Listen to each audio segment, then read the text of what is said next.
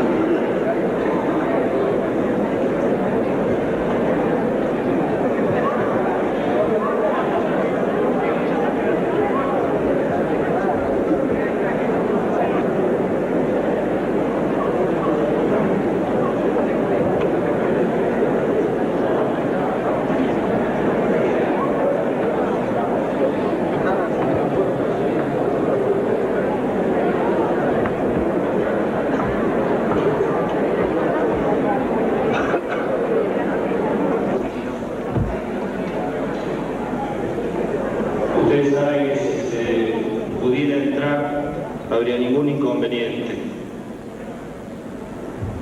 pero hay razones de ventilación que no nos permiten. También los pasillos son muy pequeños, así que agradecemos si no presionan por entrar. De todos modos, les repito, la conferencia va a ser escuchada.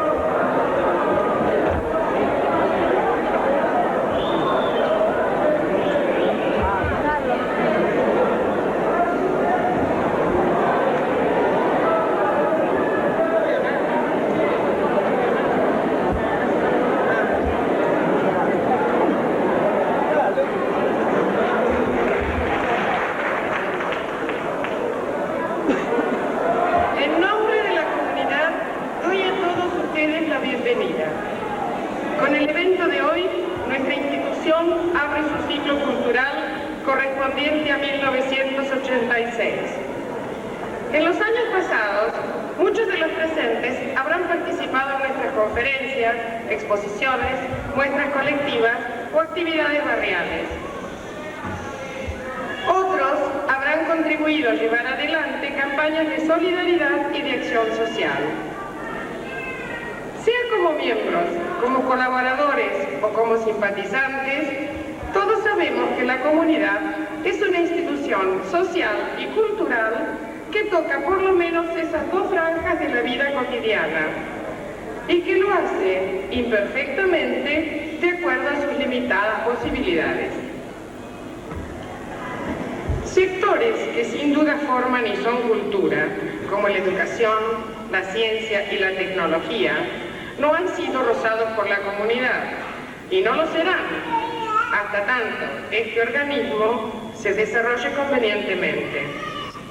Y este desarrollo se pondrá en marcha con la colaboración, el trabajo y la creatividad de muchos de los que hoy estamos aquí. La comisión directiva que me toca presidir está ampliando sus actividades en base al esquema organizativo de secretarías y comisiones, al tiempo que pone en marcha nuevas filiales en por lo menos 10 provincias del país. Así es que nuestro trabajo, que nunca contó con la simpatía, la adhesión o el apoyo oficial, comienza poco a poco a fructificar. Pero vamos al acontecimiento que nos reúne. Hoy produciremos un nuevo hecho cultural, con una conferencia dada por alguien a quien los miembros de la comunidad estimamos, no solo por sus calidades personales, sino por haber contribuido en su momento a la fundación de nuestra institución. Silo nos dará hoy su opinión sobre el tema de la religiosidad en el mundo actual. Para hacer una introducción al contexto que rodea a este pensador, el ingeniero Edgar Pérez comentará las circunstancias en que se ha desenvuelto su mensaje en nuestro país. Posteriormente, la doctora Noemí Otero se referirá brevemente a los puntos más importantes de la filosofía de Silo. Les comento para concluir que la duración total del acto ha sido prevista en 1 hora. Los dejo con los expositores.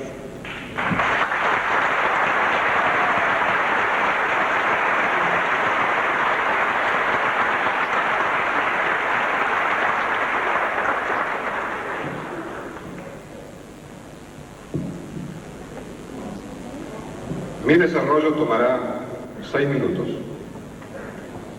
Cuando se presenta a un conferencista, se suele aludir a sus anteriores intervenciones y a las circunstancias que las rodeaban. Eso haremos hoy. La primera exposición pública de Silo no fue permitida debido al estado de sitio que había implantado el régimen militar de aquella época. Consultado a las autoridades sobre la posibilidad de dar la conferencia fuera de los centros urbanos, estas otorgaron el permiso con la acotación sarcástica de que no había prohibición para hablarle a las piedras. Así, el 4 de mayo de 1969, en un paraje montañoso de Mendoza, conocido como Punta de Vacas, Silo expuso ante un reducido número de personas hostigadas por hombres armados. De todas maneras, la CBS retransmitió el mensaje más allá de las piedras a 250 canales de TV del planeta. El 20 de julio del mismo año, en Chala, Jujuy y también a campo abierto, la policía dispersó a los asistentes. No hubo conferencia. El 26 de septiembre, en barrio Yapeyú, Córdoba, hubo gases y 60 detenidos, pero no hubo conferencia. El 21 de octubre, en Buenos Aires, mediante un pequeño atentado y en conferencia de prensa, se comunicó la decisión de hacer otro intento. El 31 de octubre, en Plaza 11, hubo gases y 30 detenidos, pero no hubo conferencia.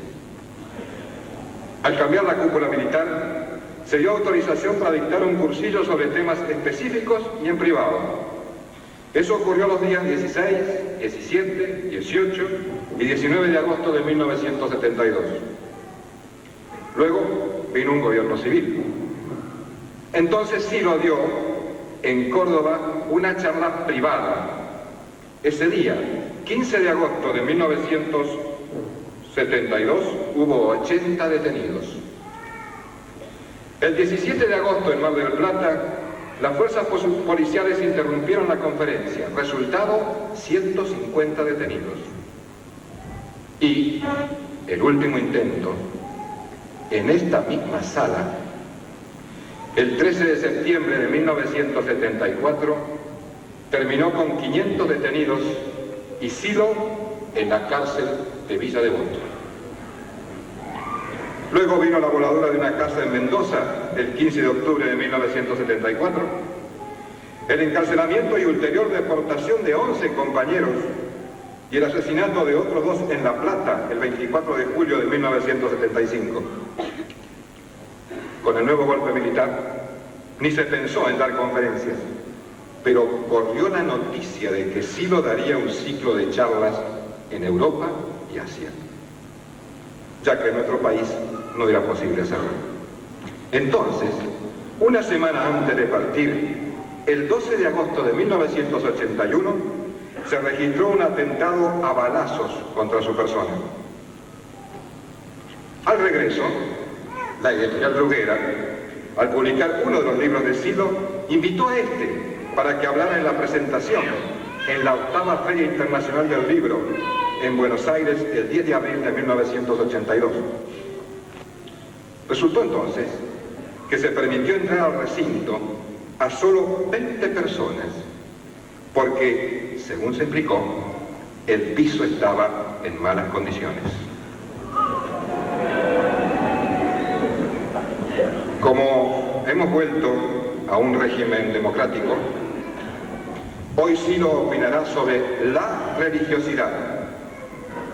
Otro día, sobre la política. Y en cualquier ocasión, sobre otro tema.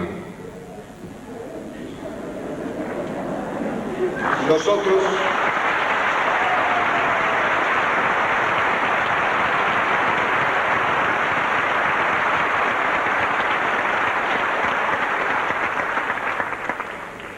suponemos que no habrá más inconvenientes. Para ayudar a ambientar el clima que ha rodeado a la figura de Silo, concluiré leyendo un texto del nefasto general Ramón Camps en la página 223 de su libro Punto Final, edición Tribuna Abierta, Buenos Aires, 11 de octubre de 1982. Camps, allí, está tratando de demostrar por qué el director de un diario es subversivo. Y para ello aporta como prueba el hecho de que uno de sus redactores haya dialogado con Silo. Camps escribe: el diario de Timerman dedica una página a entrevistar a uno de los personajes que más daño ha causado a la juventud argentina, Mario Luis Rodríguez, más conocido con el nombre de Silo. Entonces pasa a citar sus incendiarias palabras fuera de contexto y sin colocar las preguntas del periodista de este modo. Tenemos una diferencia esencial con el cristianismo. No estamos ni con la represión, ni con el castigo, ni con la culpa. Lógicamente, no creemos en eso. Para nosotros son formas de negación. Nosotros hacemos hincapié en lo positivo, ellos en lo negativo. También hay diferencias teológicas, para ellos un Dios personal, para nosotros no. Diferencias teleológicas, para ellos cielo e infierno, para nosotros no. Y más adelante, también fuera de contexto, en realidad no distinguimos más del leninismo que del marxismo, afirma Silo, y concluye Camps, mostrando su verdadera afiliación.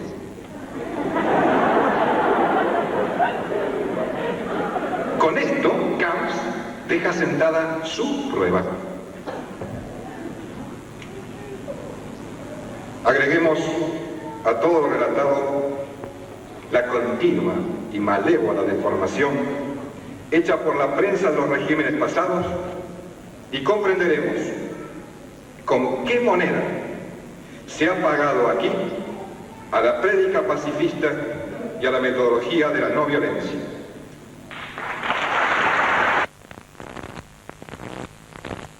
En sus puntos más importantes.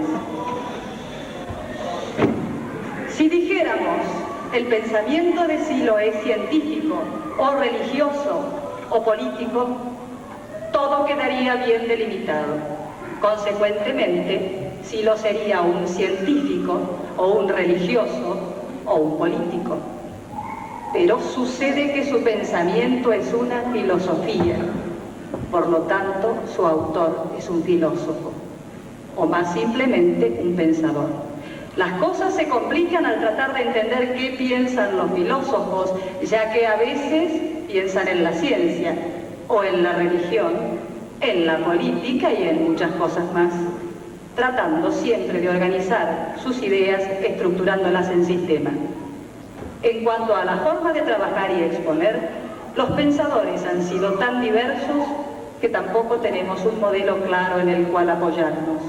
Por ejemplo, se dice de uno de los más grandes que andaba molestando a toda una ciudad con sus preguntas indiscretas, pero que el asunto quedó solucionado asesinándolo bajo la acusación de corromper a la juventud y mofarse de sus dioses. Algunos, pues, han explicado su pensamiento desde la cátedra universitaria o desde sus libros, y no faltaron quienes lo hicieron desde el panfleto, el tumulto y la barricada. Así es que, ni por el objeto de reflexión ni por la forma de exposición queda definido el pensar filosófico. Afortunadamente en nuestro país, los formadores de opinión han encontrado las definiciones precisas, ya que un pensador es un curandero, un expositor es un santón y una corriente de pensamiento es una secta. De este modo,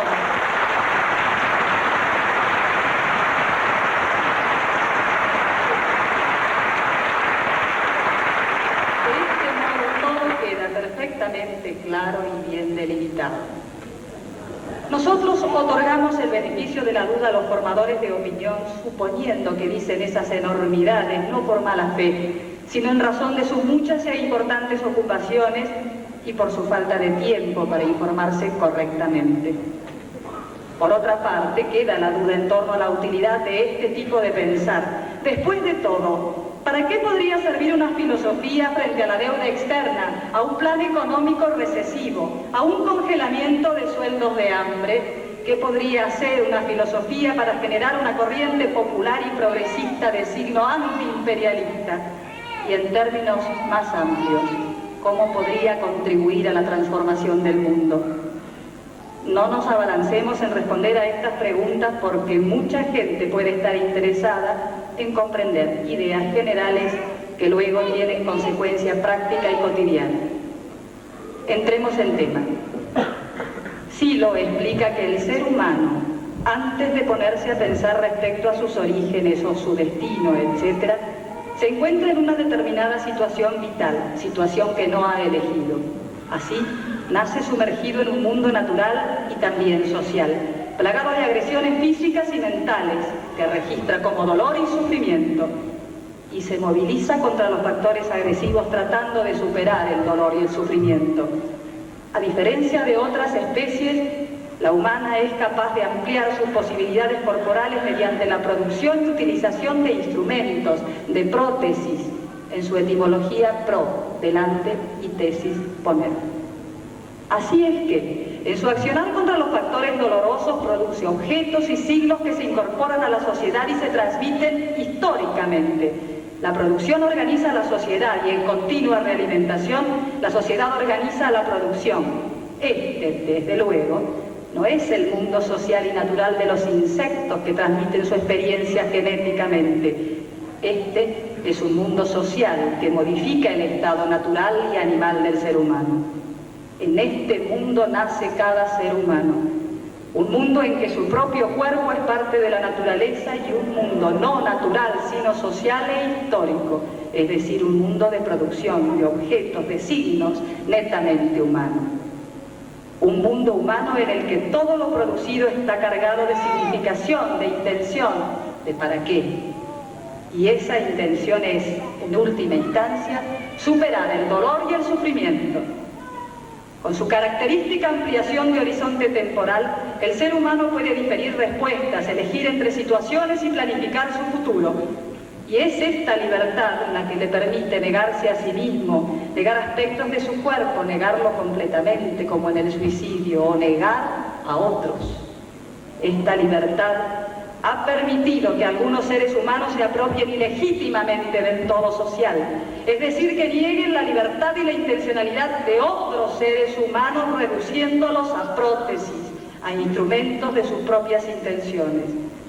Allí está la esencia de la discriminación, siendo su metodología la violencia física, económica, racial y religiosa. Necesariamente, aquellos que han reducido la humanidad de otros seres humanos han provocado con esto nuevo dolor y sufrimiento, reiniciando en el seno de la sociedad la antigua lucha contra la naturaleza, pero ahora contra otros seres humanos convertidos en objetos naturales. Esta lucha no es entre fuerzas mecánicas, no es un reflejo natural, es una lucha entre intenciones humanas y esto es precisamente lo que nos permite hablar de opresores y oprimidos, de justos e injustos, de héroes y cobardes. Esto es lo único que permite rescatar la subjetividad personal y es lo único que permite practicar con sentido la solidaridad social y el compromiso con la liberación de los discriminados, sean estos mayorías o minorías. A estas alturas se impone una definición del ser humano. No bastará decir el hombre es el animal social, porque otros animales también lo son. Será incompleto definirlo como fabricante de objetos, poseedor de lenguaje, etc. En la doctrina siloísta, el hombre es el ser histórico, cuyo modo de acción social transforma a su propia naturaleza. Si admitimos esta definición, tendremos que aceptar que puede transformar también su propia constitución física, y así está sucediendo. Comenzó con prótesis externas y hoy las está introduciendo en su propio cuerpo. Está cambiando sus órganos, está interviniendo en su química cerebral, está fecundando in vitro y ha comenzado a manipular sus genes.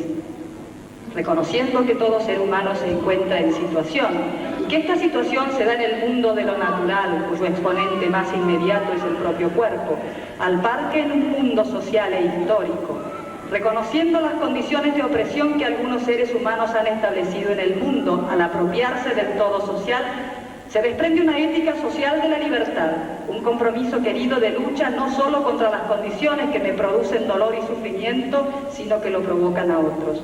Porque la opresión a cualquier ser humano es también mi opresión. Su sufrimiento es el mío y mi lucha es contra el sufrimiento y aquello que lo provoca. Pero al opresor no le basta con encadenar el cuerpo. Le es necesario llegar más lejos, apropiarse de toda libertad y de todo sentido. Por tanto, apropiarse de la subjetividad. Por ello, las ideas y el pensar deben ser cosificados por el sistema. Las ideas peligrosas o sospechosas deben ser aisladas, encerradas y destruidas como si se tratara de gérmenes contaminantes. Vistas así las cosas, el ser humano debe reclamar su derecho a la subjetividad, a preguntarse por el sentido de su vida y a practicar y predicar públicamente sus ideas y su religiosidad o irreligiosidad. Y cualquier pretexto que trabe el ejercicio, la investigación, la prédica y el desarrollo de la subjetividad, que lo trabe o lo postergue, muestra el signo de la opresión que detentan los enemigos de la humanidad. Sintetizo rápidamente. El ser humano nace en una situación que no ha elegido. Se encuentra sumergido en un mundo natural en el que padece agresiones físicas y mentales que registra como dolor y sufrimiento. Todo lo que hace el ser humano está impulsado para superar el dolor y el sufrimiento.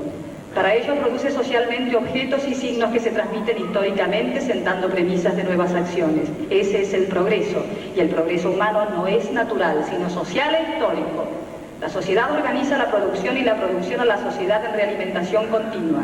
En ese mundo nace cada ser humano, un mundo natural en el que se encuentra el propio cuerpo y un mundo social de producción de objetos y signos, de intenciones humanas, del para qué. Con su enorme horizonte temporal, el ser humano puede diferir respuestas, planificar el futuro y optar entre posibilidades. Esto configura su ámbito de libertad de elección. Libertad que puede llegar a nihilizar el mundo, negar el mundo de sí mismo, de otros o negar el dolor. Esta misma libertad ha permitido que algunos violenten física, económica, racial y religiosamente a otros, negando su intencionalidad con la siguiente contradicción. Una parte se constituye en el todo de la intención humana. A eso llamamos discriminación. La lucha social no es entre fuerzas mecánicas, es una lucha de intereses e intenciones, una lucha entre opresores y oprimidos.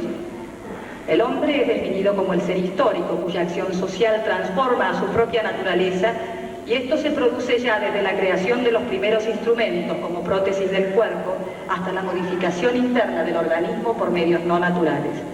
Se deriva una ética de la libertad, en la que la lucha por la superación de aquello que provoca dolor y sufrimiento se extiende más allá de lo personal, por cuanto todo lo que oprime a otros a mí me oprime, y esto me pone en situación de decidir luchar no solo por mí, sino por otros y para otros. Finalmente, la opresión negadora de las intenciones tiende a apropiarse de la subjetividad de otros. El ser humano queda comprometido también en la lucha por el derecho a la subjetividad. Quiero terminar mi intervención con la prosa poética de Sylow en una parte de su libro El paisaje interno. Nombrador de mil nombres, hacedor de sentido, transformador del mundo. Tus padres y los padres de tus padres se continúan en ti. No eres un bólido que cae, sino una brillante saeta que vuela hacia los cielos. Eres el sentido del mundo, y cuando aclaras tu sentido iluminas la tierra. Cuando pierdes tu sentido, la tierra se oscurece y el abismo se abre. Te diré cuál es el sentido de tu vida aquí: humanizar la tierra. ¿Qué es humanizar la tierra? Es superar el dolor y el sufrimiento, es aprender sin límite, es amar la realidad que construyes.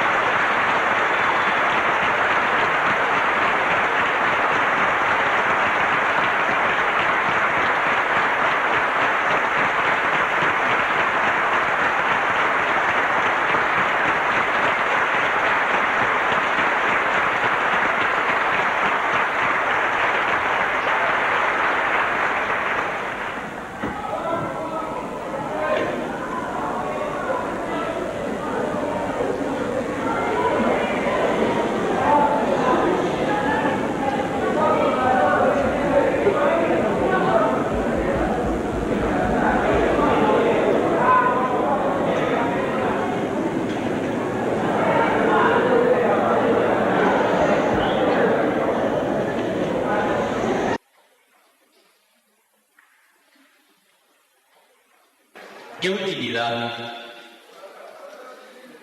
puede tener plantear el tema de la religiosidad en el mundo actual? Depende. Para quien se preocupa por el desarrollo de los fenómenos sociales, toda variación en las creencias y en la religiosidad puede ser. Para el político, el asunto no es del cuidado si es que la religiosidad retrocede. Y en cambio merece atención si es que la religiosidad avanza. Para nosotros, gentes comunes, todo esto puede resultar atractivo si es que tiene que ver con algún tipo de búsqueda o de aspiración más allá de lo cotidiano. No creo que en mi desarrollo pueda acertar con intereses tan diversos. Así las cosas, no pretendería hacer una exposición científica según el modelo de los sociólogos, pero me empeñaré en ilustrar mis puntos de vista. Desde luego que no definiré la religiosidad ni la religión, sino que a estos dos términos los dejaré flotando de acuerdo a lo que incluye hoy el ciudadano. Por supuesto que no confundiremos a una religión o a su iglesia, su culto y su ideología con la religiosidad o sentimiento religioso. Muy frecuentemente ajeno a toda iglesia, culto o teología.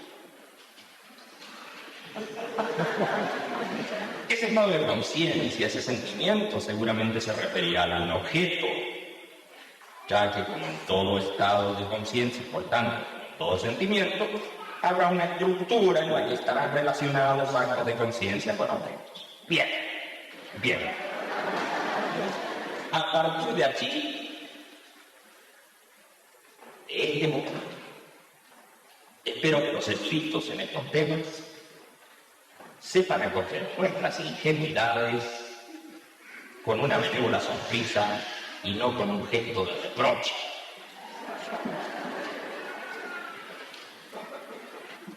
Abramos pues el paquete de opiniones y veamos si alguna de ellas sirve para algo. Yo opino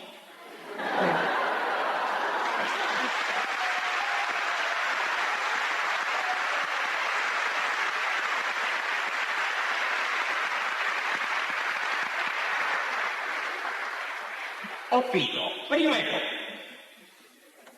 que un nuevo tipo de religiosidad ha comenzado a desarrollarse en las últimas décadas. Segundo, que esta religiosidad tiene un trasfondo de difusa rebelión. Tercero, que como consecuencia del impacto de esta nueva religiosidad y, desde luego, como consecuencia de los vertiginosos cambios que se están produciendo en las sociedades, es posible que las religiones tradicionales sufran en su seno reacomodaciones y adaptaciones de sustancial importancia. Y cuarto, que es altamente probable que las poblaciones en todo el planeta sean sacudidas psicosocialmente, interviniendo en ello como factor importante el nuevo tipo de religiosidad mencionado. Por otra parte, y aunque parezca opuesto a la opinión de la generalidad de los observadores sociales, no creo que las religiones hayan perdido dinámica. No creo que se estén apartando cada vez más del poder de decisión político, económico y social. Y tampoco creo que el sentimiento religioso haya dejado de conmover a la conciencia de los pueblos. Tratemos de reforzar estas opiniones con algunos antecedentes. Dicen los manuales que se toma una franja entre los paralelos 20 y 40 de latitud norte y entre los meridianos 30 y 90 de longitud este, nos encontraremos con una zona del globo en la que se han generado grandes religiones que luego terminaron cubriendo el mundo. Que si precisamos más, detectaremos 3 puntos conocidos hoy como Israel, Irán e India, que actuaban desde hace miles de años como centros de presión barométrica del espíritu humano, generando esas fuertes de ciclones que arrasaron con sistemas políticos, formas de organización social y costumbres anteriores, al par que algunos difundieron en sus comienzos, una fe y una esperanza para quienes se sintieron fracasados ante un poder y un mundo amenazantes. El judaísmo produjo su religión nacional y también una religión misionera de carácter universal, el cristianismo. A su vez, el genio del pueblo árabe desentrañó de la diversidad de sus creencias tribales una religión también misionera y universal, el Islam, conocida a veces como maometismo, el cual, desde su origen, debe al judaísmo y al cristianismo una importante base de sustentación. El judaísmo como religión nacional, el cristianismo y el Islam, en tanto religiones universales, hoy viven y se transforman más hacia el este en el Irán. Su antigua religión nacional dio lugar a otras religiones misioneras y universales. De la religión madre solo quedan hoy 100.000 devotos en India, particularmente Bombay. En su país de origen no tienen ninguna relevancia, ya que Irán quedó en manos del Islam.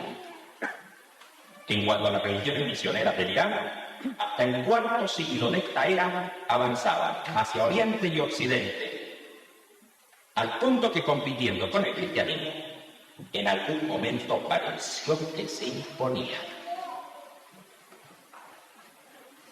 Pero triunfó este último, ya que ellas fueron abolidas igual que el paganismo antiguo.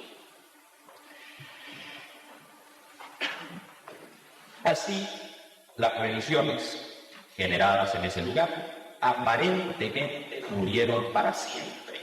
No obstante, muchos de sus temas influyeron en el judaísmo, en el cristianismo dicho, y en el Islam, produciendo además herejías dentro de la ortodoxia de esas religiones.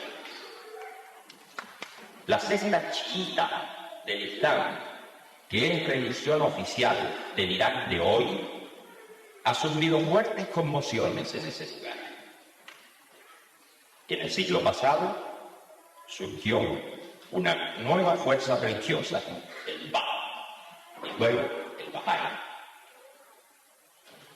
Y en la India, estando ya en la India, la religión nacional produce otras cuantas, entre las que se destaca por su carácter misionero y universal el budismo.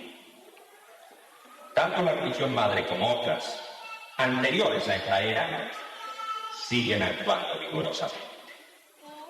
Y por primera vez, el hinduismo como religión nacional ha comenzado a moverse en este siglo hacia Occidente, enviando misiones, entre las cuales reconocemos la fe Hare Krishna.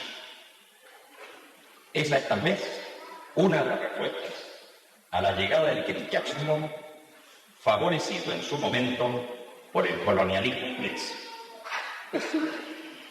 No dejamos de considerar importantes religiones como algunas de China, Japón, las del África Negra o las ya desaparecidas del continente americano. Lo que sucede es que todas ellas no llegaron a articular grandes corrientes supranacionales como el cristianismo, el islam o el budismo. Así, luego del desarrollo musulmán, luego del desalojo musulmán de Europa, el cristianismo llegó y se implantó en América.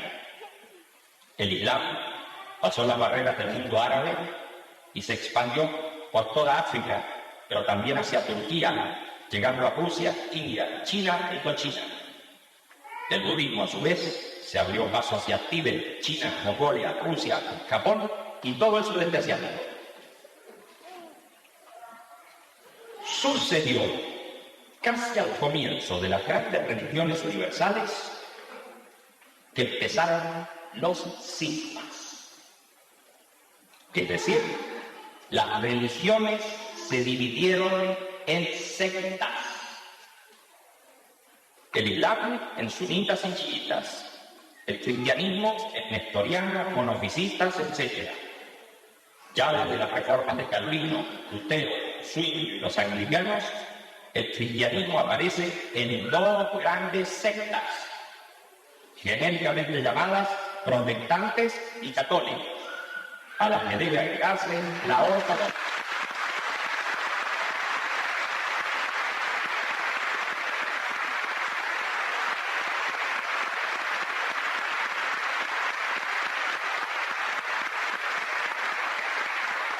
De modo que con la fragmentación de las grandes religiones aparecen las grandes sectas.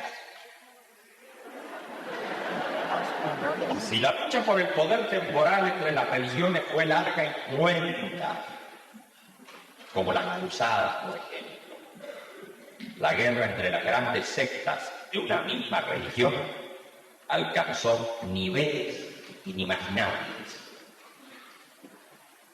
Reformas y contrarreformas de todo tipo azotaron el mundo en varias ocasiones.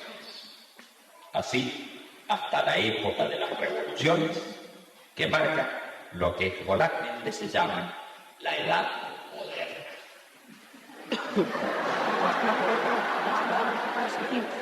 En Occidente, la Revolución Francesa, la inglesa y las americanas moderan los excesos y nuevas ideas de libertad, igualdad y fraternidad impregnan el ámbito social. En la época de las revoluciones burguesas aparecen curiosas tendencias como la de la diosa razón, una forma de religiosidad nacionalista.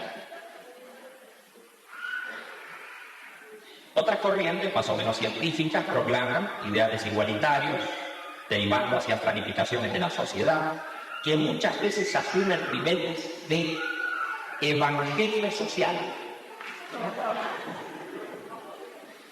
El industrialismo ha comenzado a tomar carácter y las ciencias a organizarse según nuevos esquemas.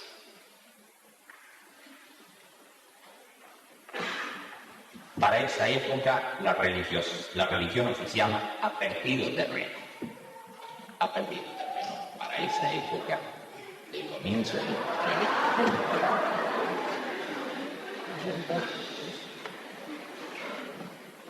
En el Manifiesto Comunista, Marx y Engels describen magníficamente la situación de aquellos inventores del evangelio social. Cito el apartado 3 del capítulo 3, comillas. Los sistemas socialistas y comunistas propiamente dichos, los sistemas de Saint-Simon, Fourier, de Orwell, etc., hacen su aparición en el primer periodo de la lucha entre el proletariado y la burguesía. Y más adelante, como el desarrollo del antagonismo de las clases marcha al par con el desarrollo de la industria, no advierten de antemano las condiciones materiales de la emancipación del proletariado y se aventuran en busca de una ciencia social, de leyes sociales, con el fin de crear esas condiciones. A la actividad social anteponen su propio ingenio, a las condiciones históricas de la emancipación, condiciones fantásticas, a la organización gradual y espontánea del proletariado de clases, una organización completa fabricada por ellos. Cierro comillas. Dentro de esta corriente del evangelio social aparece un escritor llamado Augusto Comte. Trabaja en el diario de Saint-Simon y además colabora con este en la redacción del Catecismo de los Industriales.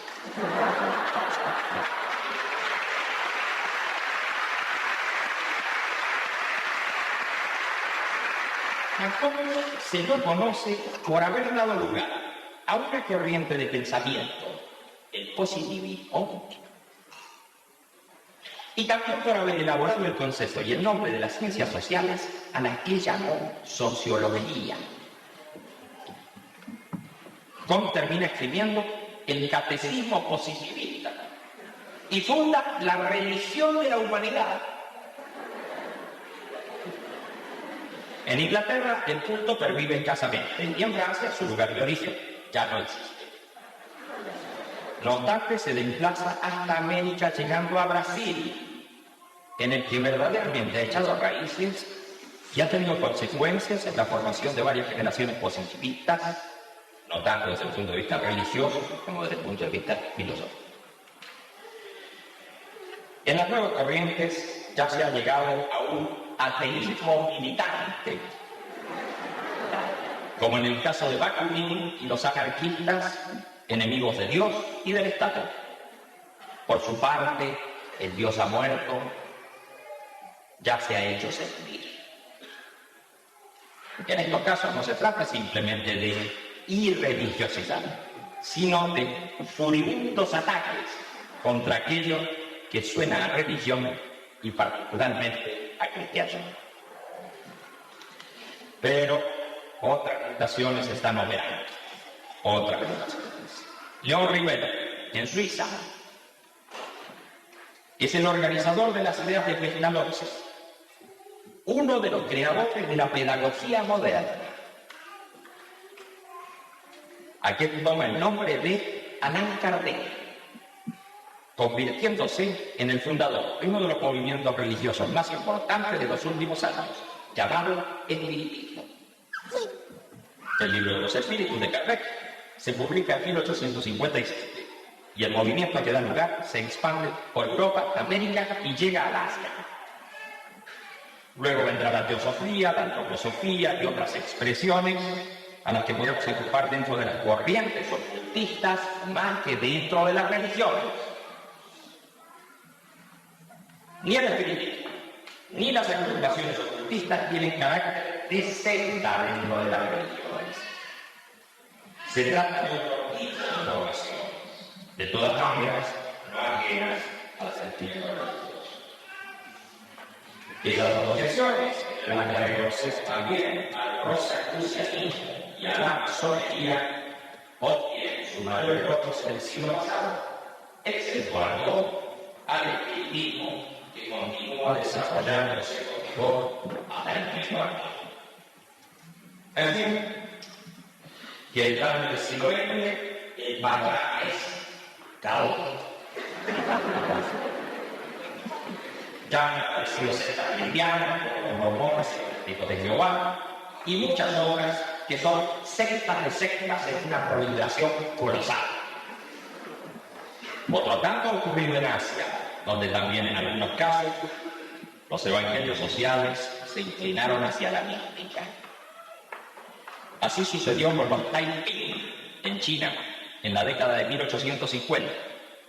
Ellos se apoderaron de importantes zonas, faltando solo la toma de Pekín para proclamar una república socialista, colectivizar los medios de producción e igualar las condiciones de vida del pueblo.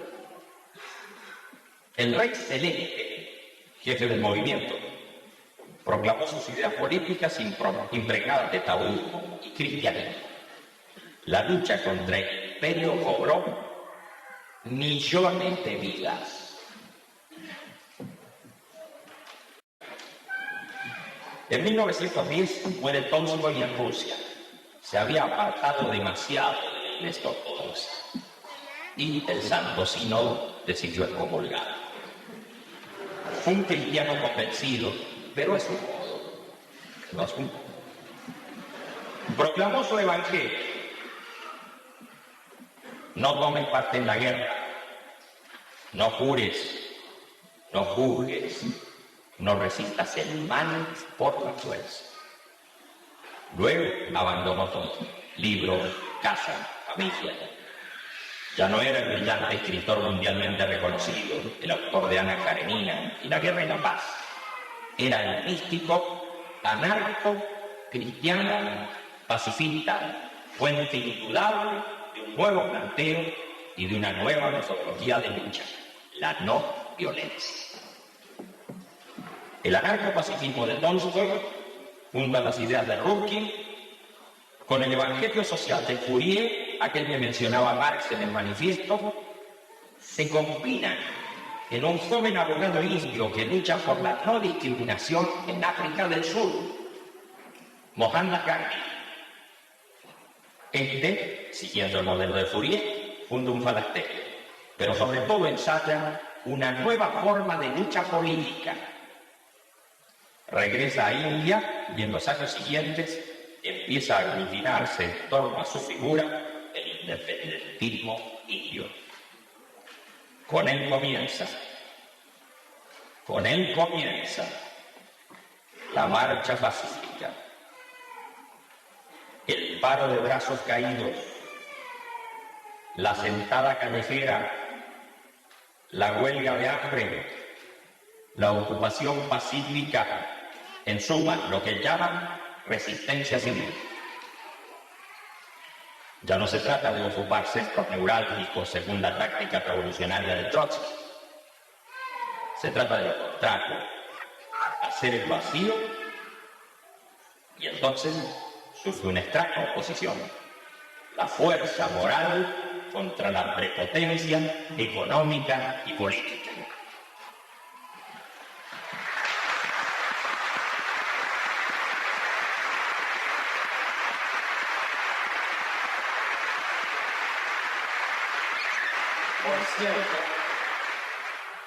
Ya con Gandhi no estamos hablando de un pacifismo lacrimógeno, sino de resistencia. Probablemente el tipo de lucha más valiente en el que se exponen el cuerpo y las manos vacías ante las balas de los invasores y colonizadores occidentales. Este fakir desnudo, al decir del primer ministro inglés, gana esa guerra y luego es asesinado. Por otra parte, el mundo ha dado un vuelco formidable. Se ha desatado la Primera Guerra Mundial y ha triunfado la Revolución Socialista en Rusia. Esta última demuestra en los hechos que aquellas ideas consideradas utópicas por los bienpensantes de la época no solo se están aplicando, sino que modifican la realidad social. Las nuevas estructuraciones y la planificación del futuro en Rusia cambian el mapa político de Europa. La filosofía que organiza las ideas de la revolución echa a andar por el mundo cotidiano. El marxismo salta rápidamente, no ya de país en país, sino de continente en continente. Es bueno recordar algunos acontecimientos que se producen en esa época de guerra. 1914-1918. 4 añitos. En 4 añitos sucede lo siguiente. Richardson describe su teoría electrónica de la materia. Einstein da su teoría de la relatividad generalizada. Wittenberg investiga la química biológica. Morgan los mecanismos de la herencia. Meyerhoff estudia la fisiología muscular. Juan Gris revoluciona la pintura. Bartók escribe la Rechasunga de Sibelius, la sinfonía número 5. Sigmund estudia el espectro de los rayos X. Pareto escribe su sociología. Kafka la metamorfosis. Spengler la decadencia de Occidente. Mayakovsky el misterio cómico. Freud, Totem y Tabú. Husserl las ideas para una fenomenología. Comienza la guerra aérea y submarina. Se usan gases asfixiantes. Surge el grupo de ataque en Alemania. Se rompe el frente turco en Palestina. Wilson proclama sus 14 puntos. Los japoneses llegan a Siberia. Se producen revoluciones en Austria y Alemania. Se proclama la república en Alemania, Hungría y Checoslovaquia. Nace el Estado yugoslavo y se produce la independencia de Polonia. Inglaterra concede el voto a las mujeres. Se abre el canal de Panamá. Se restablece el imperio en China. Los puertorriqueños pasan a ser ciudadanos estadounidenses. Se proclama la Constitución mexicana. Estamos en esa época, en la alborada de la revolución tecnológica, el derrumbe del colonialismo y el comienzo del imperialismo a escala mundial. Una lista de hechos decisivos se multiplica en los años siguientes. Solo citarla sería intolerable. A nuestros efectos debemos señalar, sin embargo, algunos hechos. En ciencia, Einstein ha enfatizado la razón. Ya no hay verdades absolutas, sino relativas a un sistema.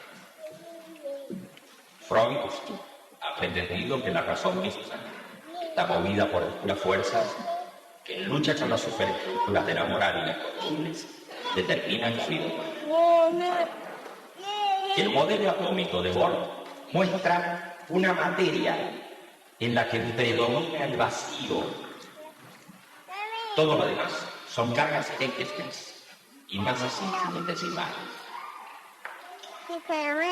El universo, según los astrofísicos, desde una explosión inicial se expande estructurándose en galaxias, nidos de galaxias y universos islas, marchando hacia una entropía que terminará en catástrofe final. En una galaxia espiral, poblada escasamente por 100.000 millones de estrellas, hay un sol amarillento pendiente en su flanco, alejado del centro del sistema por 30.000 años luz. Una partícula absurda de 12.000 kilómetros de diámetro gira en torno a él y lo hace a la insignificante distancia de 8 minutos luz. Y en esa partícula ha estallado una nueva guerra, atrapando los puntos más distantes de ella. Los fascistas avanzan. Uno de sus representantes ya había proclamado: ¡viva la muerte!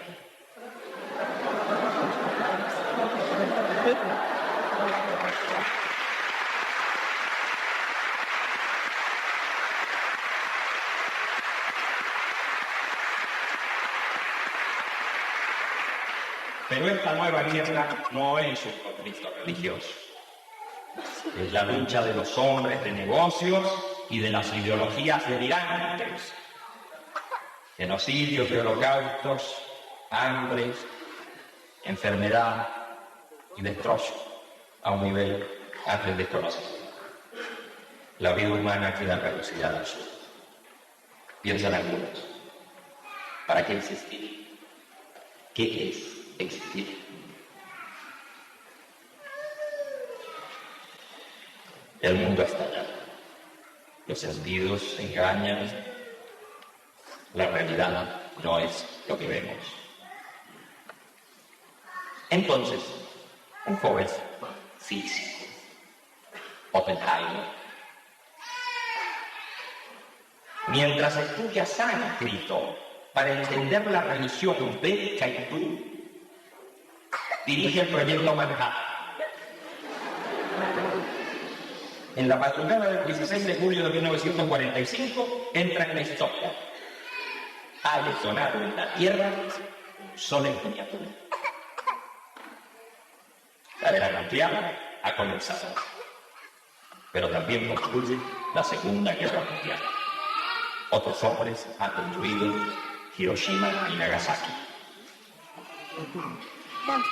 No queda civilización ni punto en el globo que no esté en contacto con nosotros.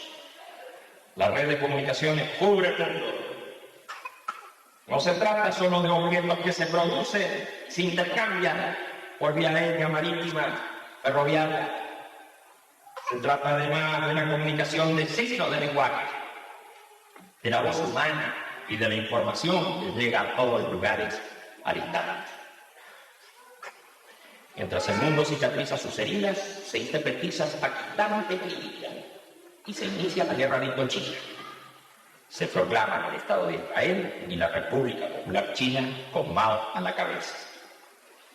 En 1951 se crea el Comecon en el campo socialista europeo y la Comunidad del Carbón y del Acero en Europa Occidental. Y estamos en plena guerra de Corea y esa otra conocida como Guerra Fría entre el capitalismo y el socialismo. En Estados Unidos, el senador McCarthy comienza la caza de brujas. Se produce el arresto, la destitución y la muerte de sospechosos por vías menores, como el matrimonio de Rosenberg. El estalinismo, a su vez, realiza todo tipo de atrocidades y represiones. Muere Stalin y toma el poder Khrushchev. Entonces, él ya habla de la realidad.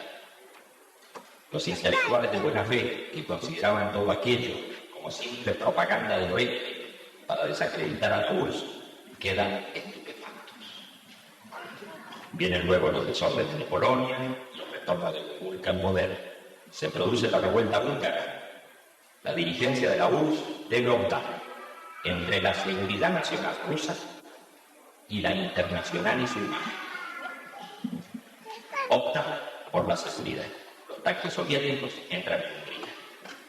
Es un shock para el partido, a escala mundial. Otros vientos empiezan a soplar. La nueva fe entra en crisis. En África, los movimientos de liberación se suceden unos tras otros. Cambia tras la bandera de los países. El mundo árabe está en convulsión. En América Latina se profundizan las injusticias que han reforzado regímenes tiránicos como tardía influencia de los fascismos europeos. Golpes contra golpes y caídas de dictadores en continentes. Estados Unidos, ya establecido como imperio, tiene allí su retaguardia. La enorme riqueza del Brasil está en pocas manos. El país crece y la irritable desigualdad social se acentúa. Es un gigante dormido que está despertando. Sus fronteras tocan a casi todos los países de América del Sur.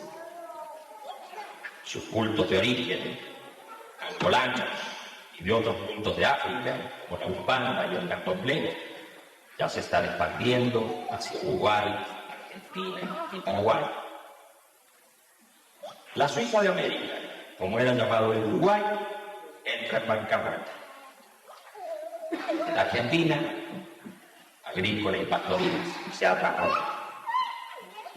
Allí se ha producido el más formidable movimiento de masas que recuerda América. Un presidente popular proclama la mística social de su doctrina. Otro, anterior y casi opuesto a él en sus actitudes, pero también popular, ha sido de filiación espiritista y clausista. Allí, en 1955, arden varios templos católicos. ¿Qué está pasando en ese lugar? Ese tranquilo país, que ya no es el granero del mundo, lucha por sacudirse los restos del colonialismo económico británico. En esos momentos se forma Ernesto Guevara. Luego estará en el poder en Cuba al concluir la revolución que depone a Batista en 1959. Luchará en otros países y otros continentes. Una revuelta guevarista fracasará en Sri Lanka. Su influencia encenderá el guerrillerismo juvenil en distintas latitudes. Es el teórico y el hombre de acción. Usan los antiguos vocablos de San Pablo. Trata de definir al hombre nuevo. Casi poéticamente dirá: desde hoy la historia deberá contarnos los pobres de América. Poco a poco se va alejando de sus concepciones originales. Su imagen queda fijada en la fotografía que recorre el mundo. Estamos en un lugar de Bolivia. Es el Cristo de las higueras. La Iglesia Católica para esas épocas ha dado numerosos documentos sobre la cuestión social y organiza la internacional social cristiana con nombres diversos según los países. En Europa, la democracia cristiana se impone en varios lugares. Desde entonces, allí el poder oscila entre los socialdemócratas, socialcristianos y liberal conservadores. El socialcristianismo se extiende a América Latina. En Japón, el shintoísmo como religión imperial ha sufrido una crisis importante. Y el budismo desarrolla entonces a la pequeña secta Soka Gakkai y en 6 años la lleva a 6 millones de creyentes. A partir de allí lanza el Komeito, que se convierte en el tercer partido político de ese país. En 1957 la URSS pone en órbita el primer satélite artificial de la Tierra. Con esto queda en claro para el gran público por lo menos 2 cosas. Primera, es posible un viaje interplanetario. Segunda, con los satélites como antena y relevadores se puede conectar el planeta televisivamente. Ya a partir de esto, la imagen es llevada a cualquier punto en que se encuentre el receptor. La revolución electrónica barre las fronteras.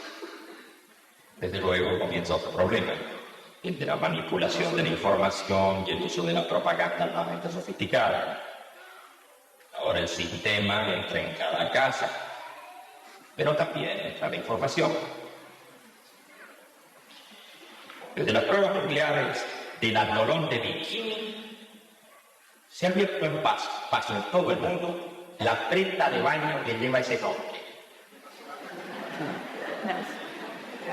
La vestimenta de Mao Zedong se incorpora a las camisas informales. La opulencia de Marilyn Monroe, Anita Ekberg, Gina Lollobrigida va a dejar lugar a otro tipo unisex que tiende a diluir las diferencias. Los Beatles aparecen como un nuevo modelo juvenil. Los chicos en todas partes acarician jeans. Europa ha sufrido una importante disminución proporcional de varones en su pirámide demográfica. Las mujeres, ya desde la guerra, ocupan allí puestos laborales y a nivel gerencial. Pero también sucede en USA y en otras partes donde no se produjo esa sangría. Es el proceso mundial. pese a la tenaz resistencia de los discriminadores. Pero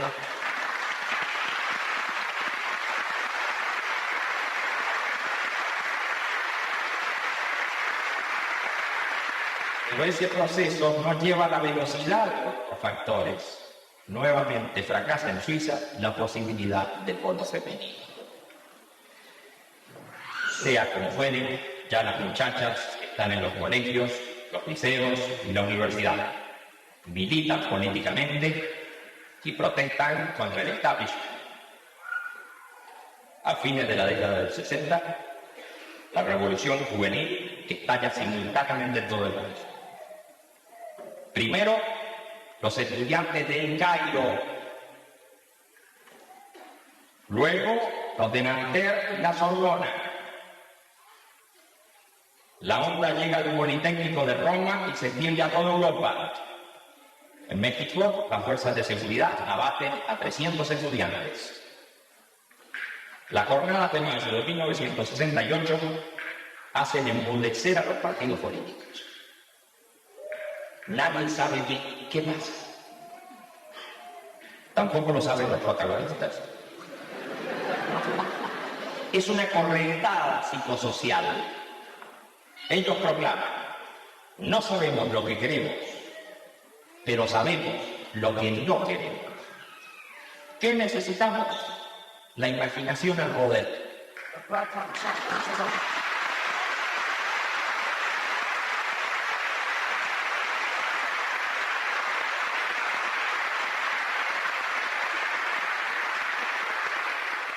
Las demostraciones estudiantiles y de obreros jóvenes se han repetido en varios países. En Berlín toman el carácter antiguerra de Vietnam. En Europa y América Latina se gozan distintos motivos, pero la simultaneidad del fenómeno sorprende. Una nueva generación muestra la unificación del planeta. El 20 de mayo, la huelga francesa se extiende a 6 millones de obreros. El gobierno organiza contramanifestaciones y el régimen de Gaulle tambalea.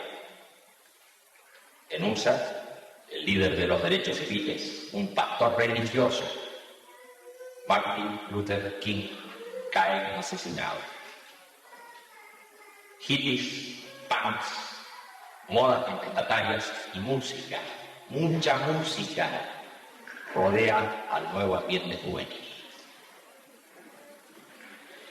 Una fracción de esa generación se arriesga por 3 distintos caminos: el guerrillerismo, la droga y la mística. Cada una de esas vías está separada de la otra. Normalmente entran en colisión, pero todas parecen contener el mismo signo de rebelión contra lo establecido. Los guerrilleristas se agrupan en comandos del tipo Baader-Meinhof, Brigadas Rojas, Tupamaros, Montoneros, etc. Muchos tienen como modelo al Che Guevara. Matan y se suicidan. Otros tienen como modelo las enseñanzas de Aldous Huxley y los grandes psicodélicos como Baudelaire. También muchos se suicidan destruyendo su sistema nervioso. Finalmente, los terceros investigan toda posibilidad de cambio interior. Tienen como modelo a Alan Watts, a San Francisco de Asís y al orientalismo en general. También muchos de ellos se destruyen.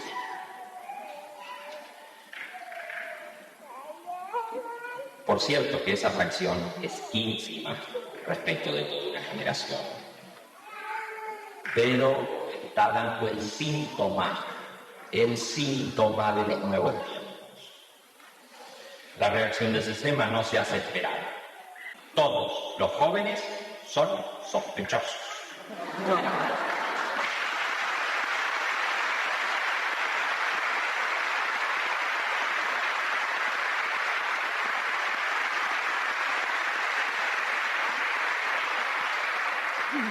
La cacería comienza en todas partes, aunque con metodología más brutal o sofisticada. modificada de acuerdo a los medios de que se le imponen en el lugar. Fenómenos del tipo del IRA, Movimiento de Liberación Irlandés, o de la ETA vasca, o del Movimiento Quds, o por último de la ONU Palestina, no responden exactamente al esquema generacional que estamos describiendo. Son casos diferentes, aun cuando en ocasiones se entrecruzan. En 1969, Estados Unidos pone el primer hombre en la Luna, el descenso esterilizado en directo. Ya desde la Guerra de los Mundos, que sembró el pánico en Estados Unidos, la ciencia ficción ha ido ganando terreno. No se trata solo de marcianos que luchan con los terrestres. En muchos relatos, películas y series de TV, los protagonistas son robots, o computadoras, o mutantes, o sospechosos. Recordemos, desde 1945 en distintos lugares se ha notificado crecientemente sobre extraños objetos que se ven en los cielos. A veces son luces de difícil aprehensión. Se los empieza a designar como platillo volante o genéricamente ovni. Su aparición es intermitente. Psicólogos como Jung se ocupan del asunto. Físicos y astrónomos dan explicaciones escépticas. Algunos escritores como Cocteau llegan a afirmar que son seres del futuro rastreando su pasado.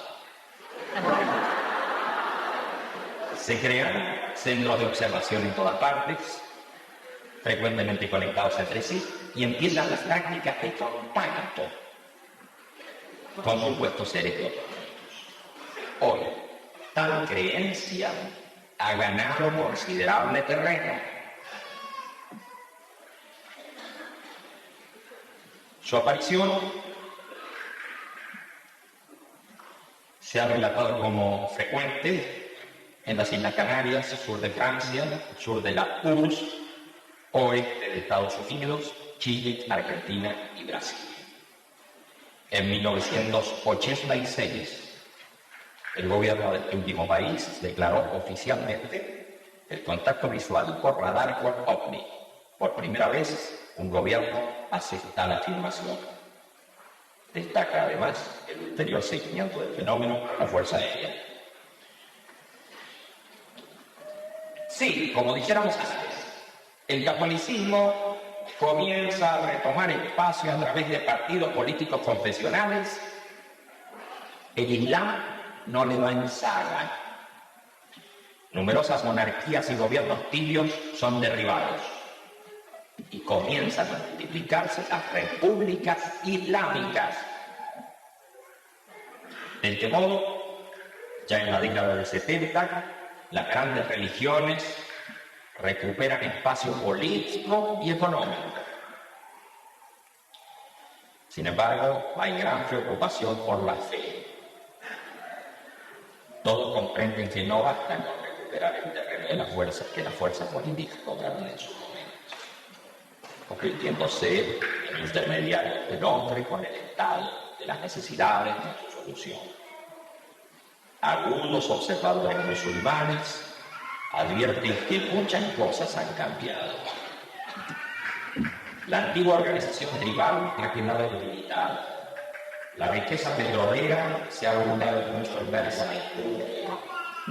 El hogar y centros urbanos comienzan a levantarse. Las familias se reducen, viviendo en propiedad horizontal.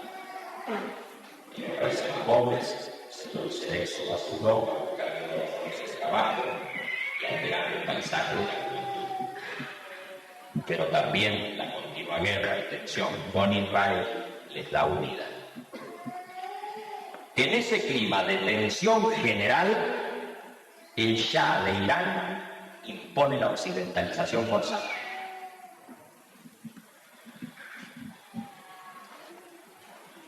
Lo hace despóticamente, ya que posee el ejército mejor armado del próximo Oriente. La mano de obra prioritariamente agrícola es absorbida por los centros petroleros. Las ciudades crecen por el éxodo interior. Todo está bajo control. Solo hay un líder, pero no es político. Permanece exiliado en Francia, mientras los distintos partidos vigilados por la SADC hacen su juego tironeando por sus ajos foráneos. Desde luego que no puede prestarse atención a un viejo teólogo de la Universidad de Lyon. Eso no es serio, piensan los analistas de la URSS y los occidentales. De pronto, nuevamente el ciclón del antiguo Irán se pone en marcha. El mismo creador de corrientes espirituales universales, el formador de herejías, de luchas religiosas.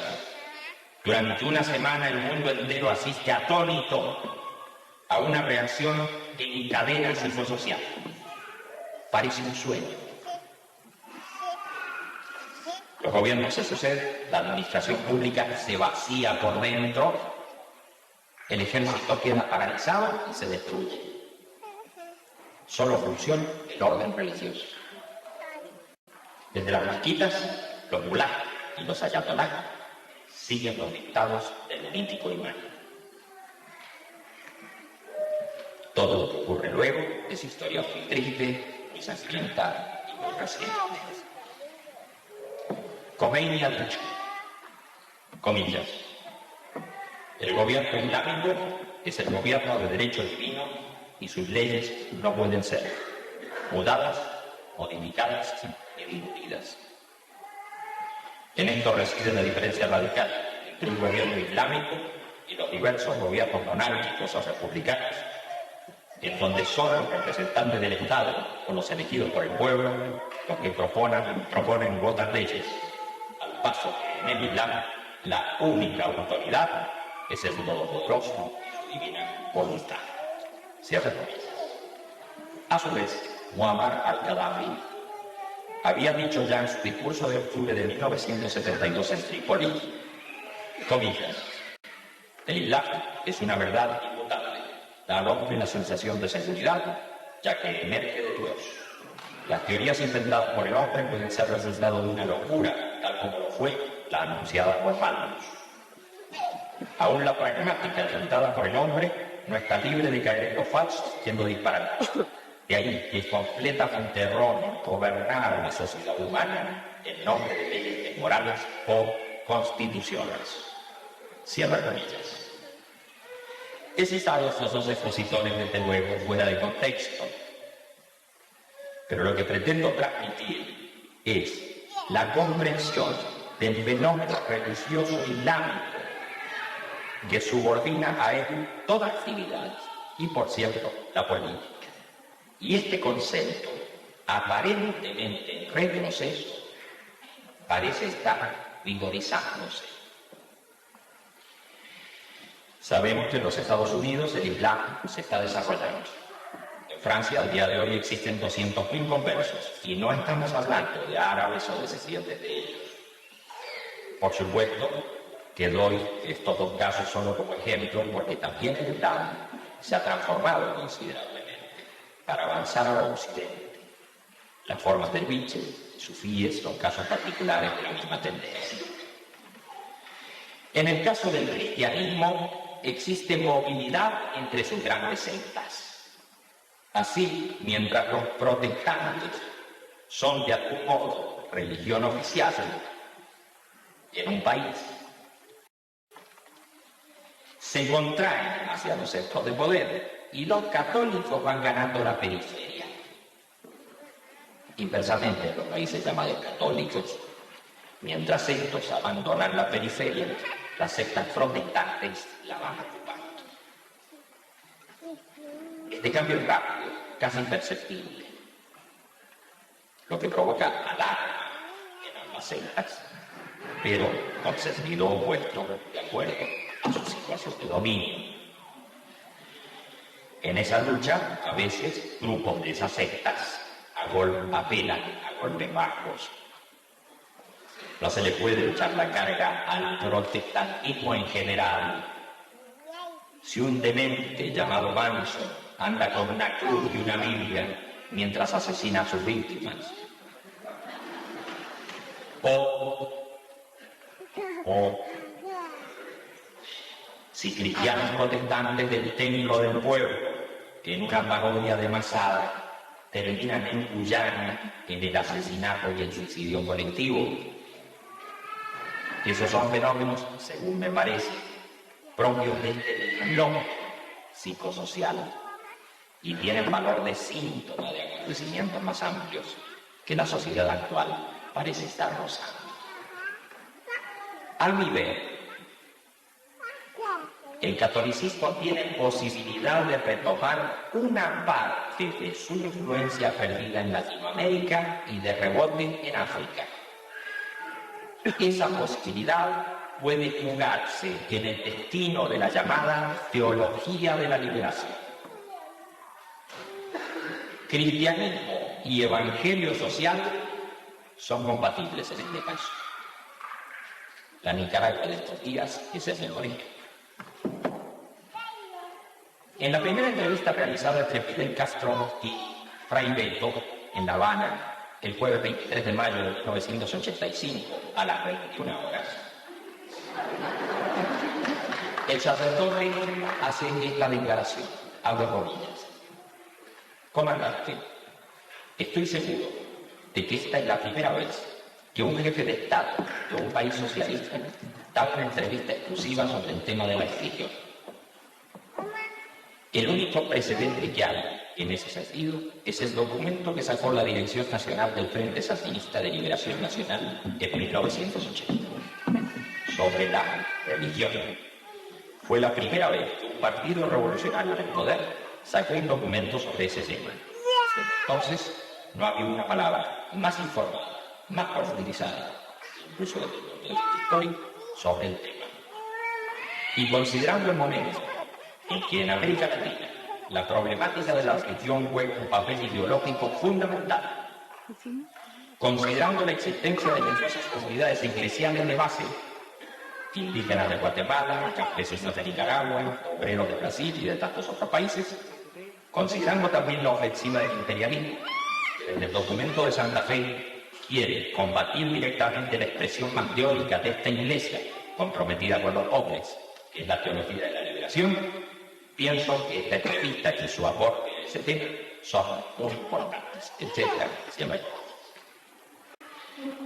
A su vez, Armando Jara, ministro de Cultura de Cuba, en su nota a la edición del libro Fidel Castro y la religión, dice, celebrando el diálogo cristiano-marxista, comillas: y esto es de por sí un acontecimiento trascendental en la historia del pensamiento humano. La nota étnico-política aparece en esta línea cargada de todo el sentido humano que agrupa a los luchadores por la libertad y en defensa de los humildes y los explotados. ¿Por qué puede suceder este milagro? Teóricos sociales, filósofos, biólogos y toda una vasta capa de intelectuales en diferentes países se deben hacer esta pregunta. Y cierra comillas. Nosotros, por nuestra parte, ya no nos hacemos esa pregunta. Nos parece claro que la religiosidad está en avance. Aquí, en Estados Unidos, en Japón, en el mundo árabe y en el campo socialista, se trata de Cuba, Afganistán, Polonia o la URSS. La duda que tenemos es más bien si las religiones oficiales podrán adaptar este fenómeno psicosocial al nuevo paisaje urbano o si serán desbordadas. Podría ocurrir que la religiosidad difusa fuera creciendo en pequeñas y caóticas agrupaciones sin constituir una iglesia formal, de manera que no fuera fácil comprender el fenómeno en su real magnitud. Aunque la comparación no sea del todo legítima, me permito recordar un antecedente lejano. A la Roma imperial comenzó a llegar todo tipo de culto y toda su fragmentación de los alrededores, al tiempo que la religión oficial perdía convicción. Y uno de esos insignificantes grupos terminó luego convirtiéndose en iglesias universales. Oye, claro que esta difusa religiosidad, para avanzar, deberá combinar el paisaje y el lenguaje de la época, un lenguaje de programación, de tecnología, de viajes espaciales, con un nuevo evangelio cristiano. Nada más. Muchas gracias.